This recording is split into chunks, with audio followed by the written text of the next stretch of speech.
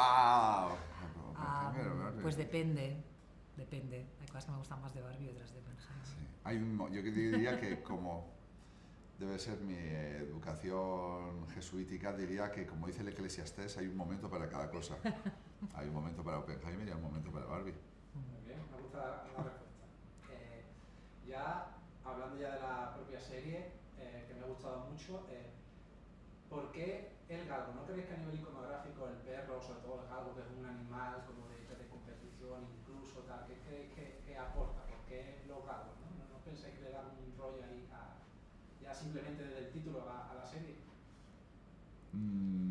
Pero por eso precisamente se llamaba Galgos las galletas, creo yo, que es como una metáfora, si podemos decir, de ese perro de carreras que cuando empieza a correr es capaz de correr hasta la extenuación, ¿no? O sea, buscar cuando tiene una presa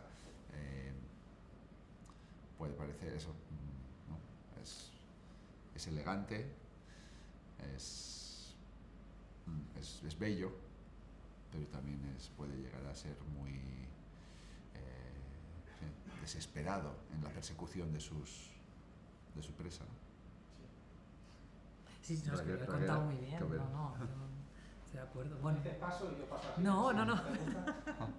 Bueno, pero es verdad, nosotros vemos a esta familia en esta situación desesperada, ¿no? Y esta vorágine constante por tratar de ir solucionando sus problemas, y hay algo que tiene que ver con esa carrera, ¿no? De esos perros. Pero bueno, he dicho lo que había dicho Félix con otras palabras. Bueno, y esta serie en concreto es como una serie como muy de diálogo, muy de interiores, ¿no? De despacho, de oficina, de habitaciones, ¿no? ¿Cómo ha sido trabajar con todo eso? Porque a pesar de eso tenéis margen para crear con lo puramente visual, ¿no? Hay momentos en que es puramente la mirada del actor y que eso cuenta mucho también.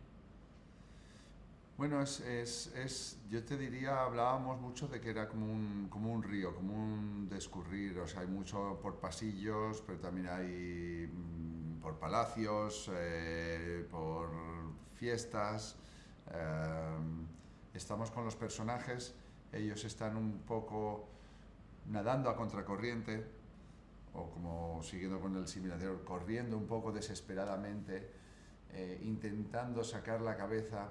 Su mundo puede parecer que se empieza a tambalear, o ellos pueden temer que algo de su estatus, de ese estatus que ellos asumen que les pertenece por nacimiento, de cuna, puede peligrar.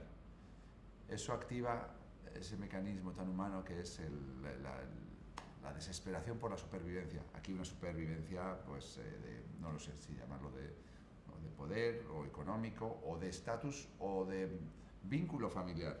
A lo mejor lo que están queriendo mantener es simplemente su posición en una familia.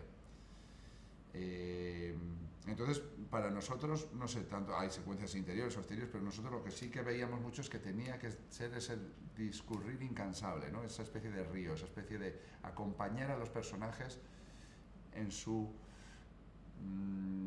búsqueda incansable de cómo resolver su situación o cómo mantener su posición. Y luego, ¿cómo fue la puesta en común, ¿no? Porque sois dos directores con una personalidad muy marcada, y ¿cómo fue esa puesta en común al final de decir, pues, la serie va a tener este tipo de realización y vamos a hacerlo más o menos así? No os habéis tirado de los pelos ni ese tipo de cosas. No. Pues sí, decirlo. Ya lo estás, tú ya lo estás diciendo, fue efectivamente.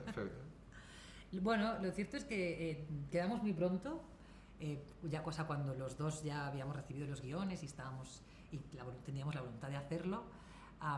Quedamos, y fue muy bonito ver cómo los dos nos habíamos enamorado más o menos de lo mismo. O sea, los dos nos habían gustado mucho el tono del guión, esa ironía sutil que está latente, ¿no? En todos los guiones nos habían gustado precisamente esos personajes tan complejos, con tantos matices, con tantas capas. Luego, bueno, vimos que había una sintonía, ¿no? Eso fue bonito, y luego trabajando en la ahí fue cuando decidimos que era importante que hubiera un lenguaje común, era una serie muy compacta, que se viera homogénea, y entonces fuimos creando esa especie como de libro de estilo, siempre con la voluntad de cuidar ese tono y sobre todo de que fuera un lenguaje que nos permitiera, por un lado, trabajar con este repartazo que teníamos, o sea, darles mucha libertad, que ellos pudieran, o sea, que la cámara estuviera al servicio de ellos, no empezar a limitarles. Y sobre todo lo que decía Félix de esta trama, de este río que discurre, ¿no? O sea, que fuera una cámara que los acompañara, ¿sabes? Que acompañara a estos personajes en su devenir, en su viaje, ¿no? No sé si me estoy explicando, ¿no? Sí, muy bien, sí. Efectivamente, todo de esos guiones, de ese tono y de esos personajes, se debía, digamos, derivar ese libro de estilo. Llegamos a tener una especie de, llamémoslo Biblia o decálogo, de cómo íbamos a hacer, cómo íbamos a rodar, a acompañar a los personajes y también cómo lo íbamos a montar, ¿no? O cómo intuíamos que iba a ser el montaje, cómo podía darle una especie de electricidad el estar con ellos, el cortar de un personaje a sí mismo en la siguiente secuencia, buscando, intentando encontrar su solución en su propia, o lo que él cree que es la solución al problema, y eso iba a dar una electricidad vibrante, ¿no? Y como en el montaje también nos podía dar entrar en las secuencias ya en mitad de la situación, en media res, ¿no? No una presentación o algo que lo hiciera más tedioso, sino verdaderamente algo que fuéramos directamente al hueso, ¿no? De ese deambular incansable, ¿no? de nuestros protagonistas, ¿no? Y bueno, esperamos que esa electricidad se transmite al espectador. Y mantener esa distancia adecuada siempre, para poder precisamente garantizar esa ironía. No estar excesivamente cerca, pero tampoco demasiado lejos de los personajes. ¿Y cómo repartisteis los capítulos? ¿Lo echasteis a una parte del mus o algo? ¿O cómo fue? No, esto vino de... Bueno, esto nos vino ya cuando... Sí, eso ya nos... pero lo bonito es que cuando nos juntábamos a hablar, veíamos esa... No era como, bueno, no, espérate, esta secuencia... No era tanto... Lo sentíamos como una unidad, independientemente de si luego al final uno iba a rodar más en Bruselas o más en Cantabria. No era importante eso, realmente estábamos emocionados con esos personajes, esas situaciones, esos diálogos. Sí. De hecho, quisimos empezar ensayando juntos también.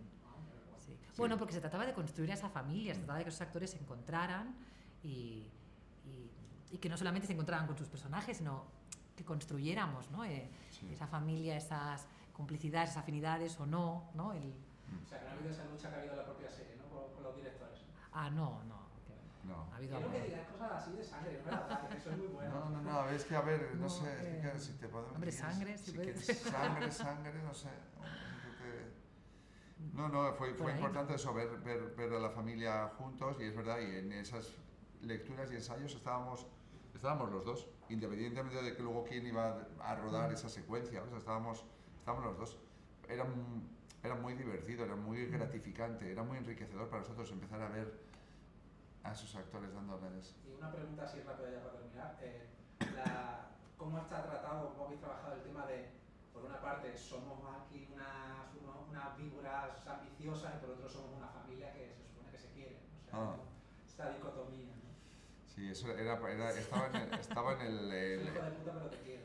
Exacto, sí, bueno, pues es que eso no solo pasa en esta serie, ¿no? O sea, ahora que venimos de la Navidad, todo el mundo tiene las heridas familiares ahí como a flor de piel. Es la época perfecta para estrenar algo, porque todo el mundo, todas las filias y fobias en una familia, afinidades con uno, pero tiranteces con el otro, están tan frescas que hay que reconocer que es el momento perfecto para... Sí, la parte más troncal de la serie era eso. ¿Qué pasa cuando quien te está echando la bronca es tu madre, pero también es tu jefa? ¿Me lo está diciendo como madre o como jefa? ¿Cómo separo lo que me está diciendo ahora en la sala de juntas de lo que me ha dicho anoche en la cena familiar? ¿Dónde están? Efectivamente, eso es algo muy ibérico, que se contamine tanto una cosa con la otra, ¿no? Que las fronteras de la una y la otra estén tan desdibujadas, ¿no? Que nos parecía algo muy muy, sí, muy característico de un tipo de empresa familiar española, pero en el fondo de, como hemos dicho, de cualquier familia, así, incluso si no tienes una empresa familiar de por medio. Vale, bueno, termina si vas a decir algo. No, iba a decir que no había una voluntad de juicio por nuestra parte de los personajes. O sea, que eso que decías de, ay, si es un hijo de puta o no, yo creo que eso ya es interesante que sea el espectador, ¿no? El que decida, bueno, el que opine sobre qué le parece que hacen los personajes. A mí precisamente me atraía el mostrar a personajes que llegan a tal nivel de desesperación o que tienen ellos esa forma de entender el mundo que hace que cometan ciertos actos que a mí me quedan muy lejos, ¿no? Pero me atrae ese vínculo con el poder también, el ver cuando se ocupa, cuando se tiene ese poder, cómo se utiliza, ¿no? Y eso está en la serie y creo que eso es muy apasionante ver eso. Vale, ¿y cómo fue el origen del proyecto? No, es broma.